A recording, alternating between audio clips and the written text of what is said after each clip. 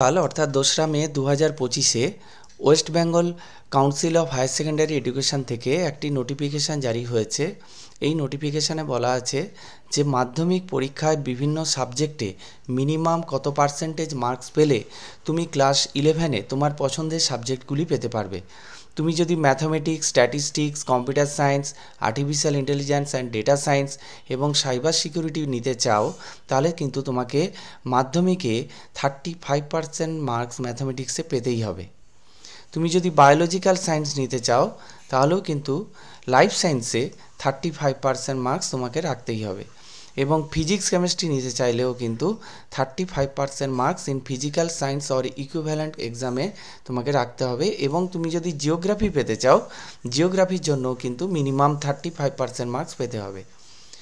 এই রুলটা কিন্তু তুমি ভায়োলেট করতে পারবে না, কারণ তুমি যদি 35% মার্কসের নিচে মার্কস পেয়ে তুমি যদি এই সাবজেক্টগুলো now at the time of registration, অর্থাৎ রেজিস্ট্রেশনের সময় কিন্তু কাউন্সিল তোমাকে আটকে দেবে, সেখানে তোমাকে ওই সাবজেক্টের রেজিস্ট্রেশন দেবে না, তখন কিন্তু তোমাকে অন্য কোনো সাবজেক্ট নিয়ে রেজিস্ট্রেশন করতে হবে। এইটা গেল একটা দিক। এইবার সাবজেক্ট কম্বিনেশনের কি পরিবর্তন হয়েছে সেটা একটু দেখে নেওয়া যাক। গতকাল অর্থাৎ 2রা মেতে আরও একটি নোটিফিকেশান হয়েছে, যেখানে সাবজেক্ট কম্বিনেশনের মাইনর কিছু চেঞ্জ হয়েছে। যেমন ম্যাথামেটিক্সটা ছিল না সেট 2-তে, ম্যাথামেটিক্সটা সেট 2-তে ইনক্লুড করা হয়েছে। Mathematics is being offered as an elective subject in shed 2। Set 2টা কি, অর্থাৎ যারা কমার্সের স্টুডেন্ট, কমার্সে কী ছিল এবং ম্যাথামেটিক্স কার সঙ্গে ইনক্লুড করা হয়েছে সেটা একটু দেখে নাও। এবং এখানে আরও একটা ইম্পর্ট্যান্ট কথা বলা হয়েছে, কেউ যদি সেট 2-তে ম্যাথামেটিক্স নেয় তাহলে তাকে কিন্তু মিনিমাম 35% মার্কস মাধ্যমিক এক্সামে পেতে হবে। কিন্তু সে যদি business mathematics and business statistics নেয় তাহলে কিন্তু সেরকম কোনো ক্রাইটেরিয়া নেই। এইবার আসছি সেটের দিকে। সেটে যেটা বলা আছে, তোমরা এই সেটটাকে স্ক্রিনশট নিয়ে রাখতে পারো, কে কোনটা সেট নিতে পারবে। যেমন বাংলা ইংরেজি ফার্স্ট ল্যাঙ্গুয়েজ এবং সেকেন্ড ল্যাঙ্গুয়েজ হিসাবে তোমরা নিতে পারবে, যেটা আছেই। এবং set 1, set 2, set 3 the choice of elective subject must be confirm to any one of the following set of subject.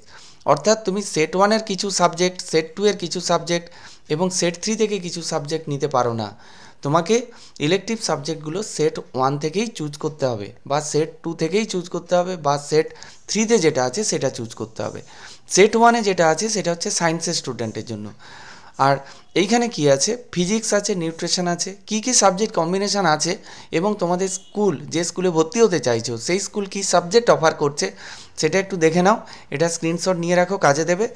এখানে কোনো চেঞ্জ হয়নি। সেট 1-এ যেমন ম্যাথামেটিক্স অর এগ্রিকালচার ছিল সেটাই আছে, এবং বাকি যা ছিল তাই আছে।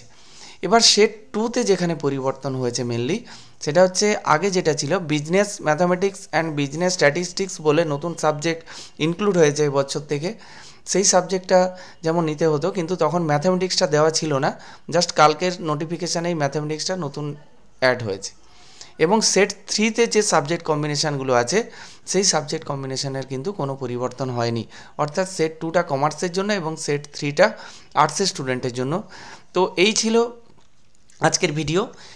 আমার এই ভিডিওটা ভালো লেগে থাকলে অবশ্যই লাইক করো এবং কমেন্ট করে জানাও ভিডিওটা কেমন লেগেছে। Thank you.